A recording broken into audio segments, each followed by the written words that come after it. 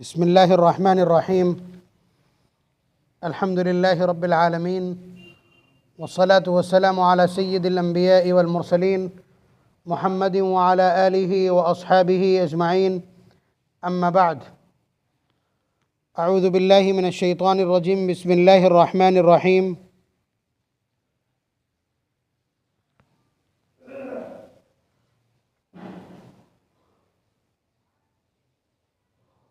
वइज़ा सअलतुमूहुन्ना मताअन फस्अलूहुन्ना मिन वराइ हिजाब ज़ालिकुम अत्हरु लिक़ुलूबिकुम व क़ुलूबिहिन वक़ाल अन्नबिय्यु सल्लल्लाहु अलैहि वसल्लम मा ली वलिनबिय्यिन अन यदख़ुल बैतन मुरव्वक़न औ मुज़व्वक़न। दावतों का सीज़न चल रहा है तो कुछ बातें उस ताल्लुक़ से भी नबी अकरम सल्लल्लाहु अलैहि वसल्लम ने 23 साल हमारे बीच जो ज़िंदगी गुजारी है, ज़िंदगी का कोई ऐसा गोशा नहीं है जिसकी हिदायत हुजूर ने न दे दी हो। दावत की अहमियत क्या है कि जब कोई दावत दे तो आपको जाना है। इज़ा दुइया अहदुकुम इलल वलीमति फलियातिहा, कि जब तुम्हें कोई दावत दे वलीमे की तो तुम्हें जाना है। व इंशा अताइमा व इंशा अतारका, जी चाहे खाना जी चाहे मत खाना। एक जगह इरशाद फरमाया वमन दुइया फलम युजिब, जिसे दावत दी गई और उसने उसे कबूल नहीं किया, फ़क़द असल्लाह व रसूला, उसने अल्लाह और उसके रसूल की नाफरमानी की। और इसका उल्टा देखेंगे तो फरमाया वमन दखल अला गैरि दावतिन, और जो शख्स बग़ैर दावत के कहीं पहुँच गया, दखल सारिक़न व खरज मुग़ीरन, तो चोर बन के दाखिल हुआ, डकैत बन के बाहर निकला। ये भी बतलाया। तो एक सीधी सी बात यह है, इस सिलसिले का मूल सिद्धांत यह है कि जब कोई दावत दे तो आपको जाना है। जाना है मीन्स कि वहाँ जिसने बुलाया है कमाई भी उसकी हलाल की है और तरीक़ेकार भी उसका दुरुस्त है, जिस मौके का खाना है वो भी दुरुस्त है, यानी सब कुछ अगर दुरुस्त है, बैलेंस कंडीशन है, तो वहाँ आपको जाना चाहिए। ये सुन्नत मुअक्कदा है। वाजिब भी कह सकते हैं, रिवायत में जो अल्फाज इस्तेमाल किए गए हैं सुन्नत मुअक्कदा कम अज़ कम है, आपको जाना चाहिए। लेकिन अगर वहाँ शरई तौर पर आपको कोई उज़्र है तो आपको हरगिज़ नहीं जाना चाहिए। आप समझ रहे हैं कि अगर हालात बिल्कुल शरीयत के मुवाफ़िक़ हैं तो आपको दावत पे जाना है, उसको रद्द करने का आपको इख्तियार नहीं है। अल्लाह और उसके रसूल की खुली नाफरमानी कि आपने अपने भाई का दिल तोड़ा है, ये दिलजोई है। लेकिन अगर बुलाने वाला फासिक है, कबीरा का मुर्तकिब है, तो हुजूर ने इजाज़त दी है। फरमाया नहा अन इजाबति दावतिल फासिकीन, फासिक की दावत को कबूल करने से हुजूर ने मना किया है। लेकिन मैं जिस बात को अर्ज़ करने, ये तो आपकी समझ में आ रहा है, लेकिन मेरे ऊपर भी बहुत सारे इस तरह के इल्ज़ामात हो सकते हैं। अभी चंद रोज़ कबल, मतलब हफ्ते ही भर हुआ होगा, ज़िले के बहुत बाअसर और सबसे बड़े साहिब सरवत शख्स के यहाँ वलीमा था। मैं गया और जाकर के मैंने जब वहाँ के हालात देखे तो मैं फ़ौरन वापस आ गया। वो पीछे से चीखते रहे लेकिन मैं चला आया बहरहाल। तो अब इस पर मुझसे तफ्तीश हो सकती है कि क्यों भाई, मुझे ये आता नहीं है कि मैं प्लेट उठाऊँ, चम्मच लूँ, वहाँ जा कर के खाना लूँ। आपसे आपकी बीवी अगर कह दे कि खाना निकाल लेना, तो अभी शिकायत उसके मायके तक पहुँचेगी और यहाँ आपको बड़ा एजाज़ दिखाई पड़ता है। ये कौन सा तरीक़ा है? बहरहाल जिनके लिए होगा, मुझे उसका तरीक़ा आता नहीं है, इसलिए मैं चला आया वापस। उसके अलावा आप अपना और जहन वसी कर लीजिए कि किन बुनियादों पर दावत कबूल नहीं की जाती, भागा जाता है। अगर कोई शख्स आपके यहाँ आया और चला गया वापस, तो मलामत करने के बजाय लॉजिक पूछिए। अब ज़रा ध्यान से सुनिएगा। आप ही बताइए, पहले तो बुज़ुर्ग बतलाएं मेरे कि वो सबसे ज़्यादा रियायत कहाँ कर सकते हैं? सबसे ज़्यादा रियायत कहाँ कर सकते हैं? कहाँ का सबसे कड़वा घूंट पी सकते हैं और कहाँ की कड़वी कसीली और उल्टी सीधी बर्दाश्त कर सकते हैं। मेरी अपनी सेंस ये कहती है कि आदमी अपनी बेटी के यहाँ ये सब कुछ बर्दाश्त कर सकता है। यानी अगर बेटी के यहाँ दावत है, उसके यहाँ कोई फंक्शन है और उसमें आप गए हैं, तो सबसे ज़्यादा जो आपका पैशन है या आपके सबसे ज़्यादा तहम्मुल और बर्दाश्त है, आप वहीं करेंगे, वहीं आप करेंगे। कि वहाँ अगर कुछ उल्टा सीधा भी हो तो चुपचाप या तो सहते रहेंगे या किनारे हो जाएंगे, चाहे आपका खुद का अपमान क्यों ना हो गया, इसलिए कि बेटी का घर है। अब ज़रा देखिएगा ध्यान से, बाबुल वलीमा की रिवायत है मिशकात की, जो मैं आपकी खिदमत में अर्ज़ कर रहा हूँ। हज़रत फ़ातिमा ज़हरा रज़ी अल्लाह ताला अन्हा, किसी बाप ने आज तक किसी बेटी से इतनी मोहब्बत नहीं की है। याद रखिएगा, किसी बाप ने आज तक अपनी बेटी से न तो इतनी मोहब्बत की है और न किसी बाप ने अपनी बेटी को इतनी बुलंदी तक पहुंचा पाया। फ़ातिमा सय्यदतु निसाई अहलिल जन्नह, यही मालूम है ना आपको कि जन्नत की ख़वातीन की सरदार कौन? फ़ातिमा ज़हरा। ये स्टेटस है उनका। जाहिर है कि नबी अकरम सल्लल्लाहु अलैहि वसल्लम की हिदायत की वजह से, हुजूर की मंशा को बेहतरीन तरीके से डिस्क्रिप्शन देती हैं, उसको एक्सप्लेन करती हैं, उसकी वजाहत करती हैं। इससे पहले मैं अर्ज़ कर चुका हूँ। अब देखें कि हुजूर ने सहाबा की मजलिस में एक रोज़ सवाल कर दिया, मा खैरुल लिल मरअह, सबसे बेहतरीन औरत कौन सी है? औरत के लिए सबसे बेहतर क्या है? कौन सी सिफत हो औरत में कि वो सबसे बेहतर कहलाएगी? तो सहाबा सब दम बखुद थे, जवाबात दिए, लेकिन वो जवाबात नामुकम्मल थे। हज़रत अली रज़ी अल्लाह ताला अन्हु, समझाइए कि औरत से मुताल्लिक़ सवाल है, फ़ातिमा को ज़रूर मालूम होगा, रज़ी अल्लाह ताला अन्हा, गए और जाकर के पूछा कि हुजूर ने ऐसा ऐसा सवाल कर लिया है, इसका जवाब क्या है? फरमाया मैं जवाब दूँ। कहा इसीलिए तो आए ही। तो हज़रत फ़ातिमा रज़ी अल्लाह ताला अन्हा ने जवाब दिया है कि ला यरैन अर्रिजाल वला यरौनहुन, जिस औरत ने किसी नामहरम को ना देखा हो और किसी नामहरम ने जिस औरत को ना देखा हो, वो औरत इस कायनात की सबसे बेहतरीन औरत है। ये जवाब नोट किया और उसके बाद हुजूर की मजलिस में आकर के जवाब प्रोवाइड कर दिया, आंसर पेश कर दिया हज़रत अली रज़ी अल्लाह ताला अन्हु ने। हुजूर ने फट से पूछ लिया, जवाब किसने दिया? फरमाया फ़ातिमा ने। उसके बाद नबी अकरम सल्लल्लाहु अलैहि वसल्लम फ़र्त मसरत से खुश हो गए और जो जुमला इरशाद फरमाया, इन्नहा बिज़अतुम मिन्नी, वो क्यों सही जवाब न देगी, वो मेरे जिगर का टुकड़ा और मेरे जिस्म का हिस्सा है। तो ये मंशे नबूवत, मिजाज नबूवत, जो नबूवत का जो नेचर है, नबूवत का जो पैगाम है, नबूवत का जो मिशन है, नबूवत की जो तहरीक है ख़वातीन के ताल्लुक़ से, उसमें वो आइडियोलॉजी प्रोवाइड करती, इतनी बड़ी हस्ती। और नबी अकरम सल्लल्लाहु अलैहि वसल्लम हज़रत फ़ातिमा से कितनी मोहब्बत करते हैं, बस एक जुमला इतना काफ़ी है कि जब कहीं बाहर जाते हैं तो सबसे आखिर में हज़रत फ़ातिमा से मिलते हैं और जब आते हैं तो सबसे पहले मिलते हैं, ताकि फ़िराक़ और जुदाई का ड्यूरेशन कम से कम हो। आप समझ रहे हैं? हज़रत अली रज़ी अल्लाह ताला अन्हु ने चंद लोगों की दावत की, 4 लोगों का खाना बनवाया, ठीक है।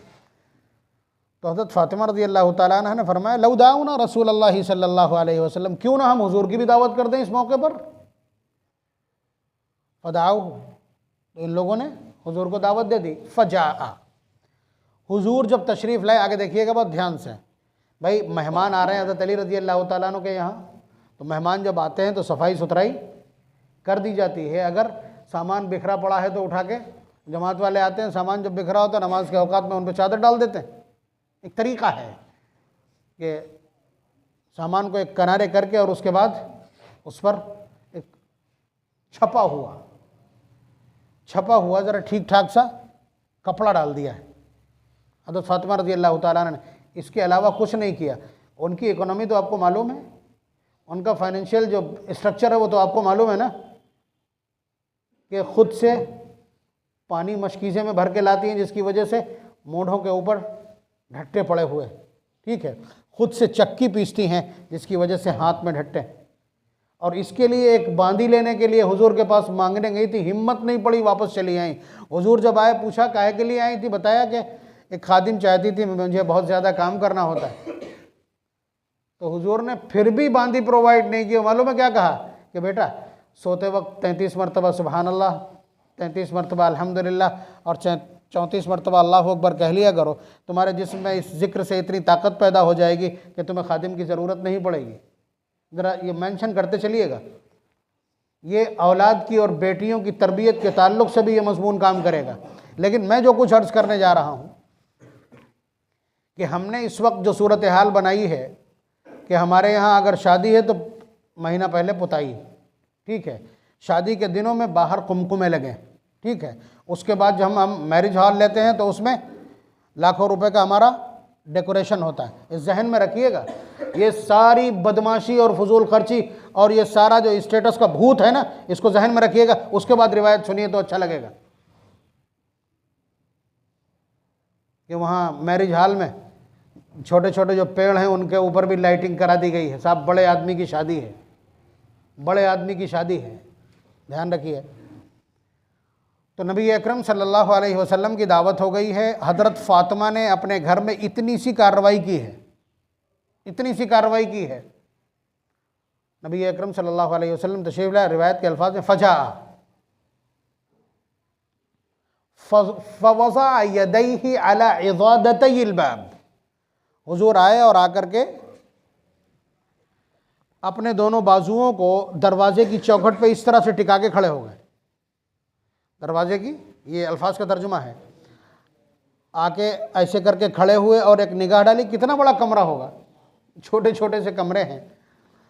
कमरे पर वो देखा कि सामान वहाँ रखा हुआ और उसके ऊपर पर्दा पड़ा है, पर्दा मुनक्कश है, यानी प्रिंटेड है। हुजूर ने वापसी इख्तियार की, हुजूर वापस चले गए।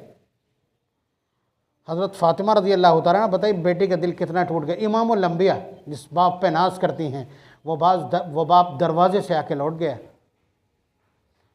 वो बाप दरवाजे से आके लौट गया। मामूली इंसिडेंस नहीं है, ये मामूली हादसा नहीं है, सच्चाई है। हुजूर वापस चले गए तो हज़रत फ़ातिमा तो ज़हरा रज़ी अल्लाह तआला अन्हा खुद फरमाती फ़तबिअतु कि मैं हुजूर के पीछे पीछे गई और मैंने जाके सवाल किया, मा रद्दक या रसूल अल्लाह, किस चीज़ ने आपको वापस कर दिया, आपको किस चीज़ ने वापस किया है।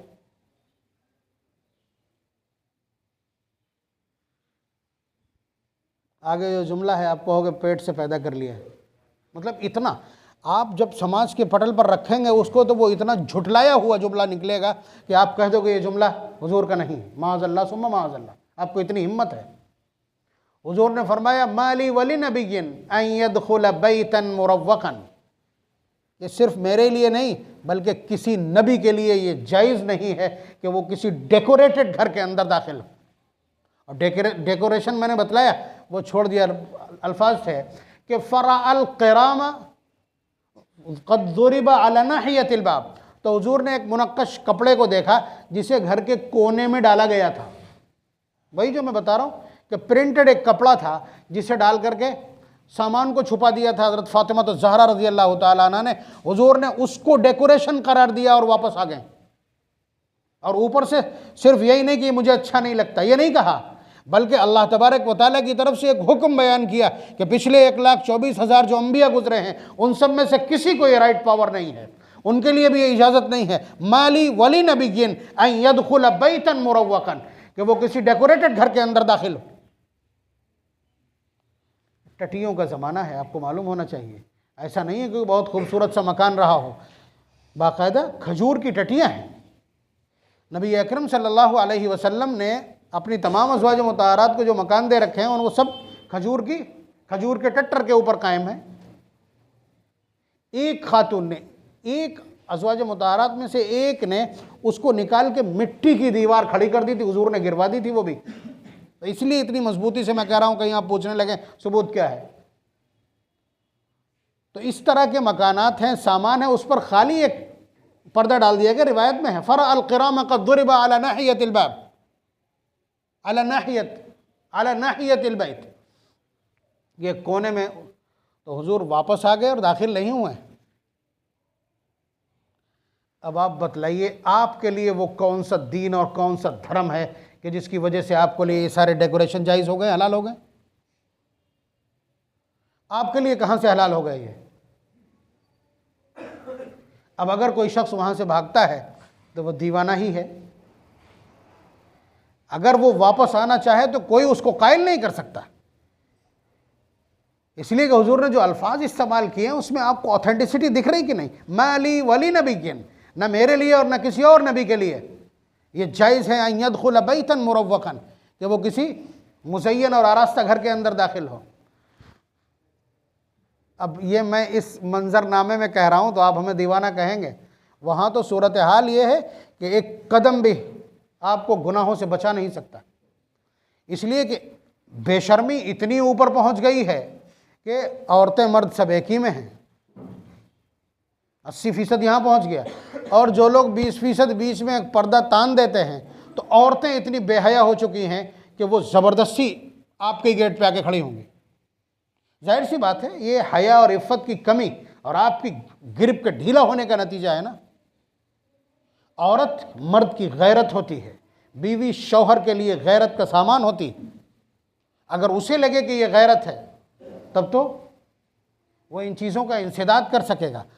अब तो जुमले इतने सस्ते और बाजारी और बदमाशी के हैं कि हम आपको बतला नहीं सकते।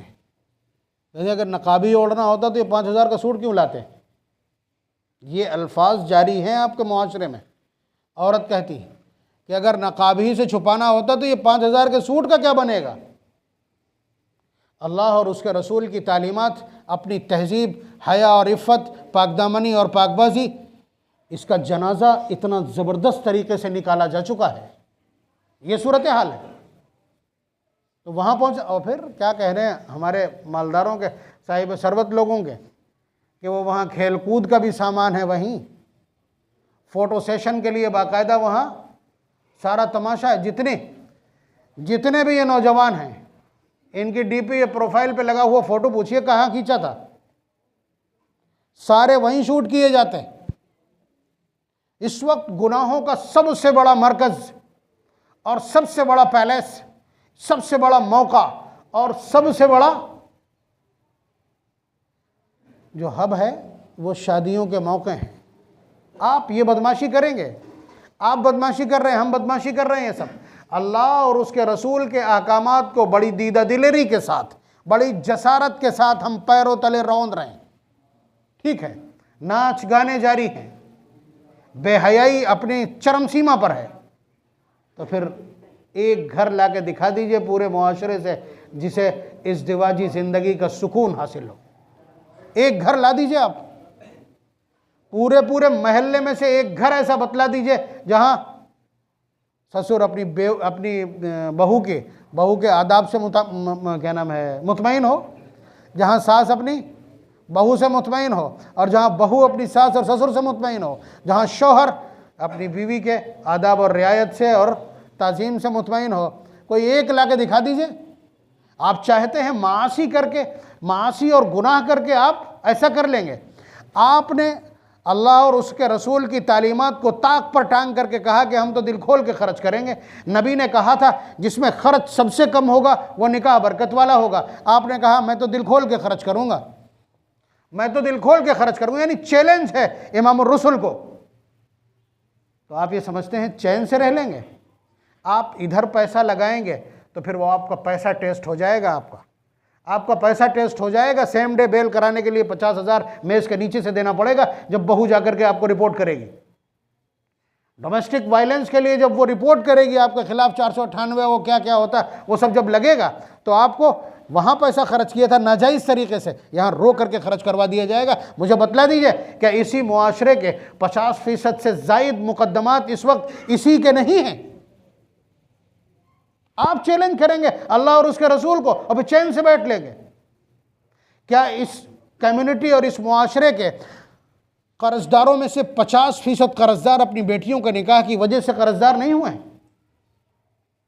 तो मेरे कहने का हासिल ये है कि मुझे आप अगर बेवकूफ़ समझते हैं तो समझिए, लेकिन ये याद रखिएगा ये इमामुल अंबिया लॉ ऑफ नेचर के तर्जुमान के दिए हुए डायरेक्शंस हैं। इनमें से किसी को भी अवॉइड करने की हिम्मत करेंगे तो समाज छुलग उठेगा और एक पल चैन का घर के अंदर नहीं मिलेगा आपको। वही सूरत हाल है। नौजवानों का हाल तो ये, जब तक घर से बाहर रहते हैं तभी तक वो सुकून में हैं।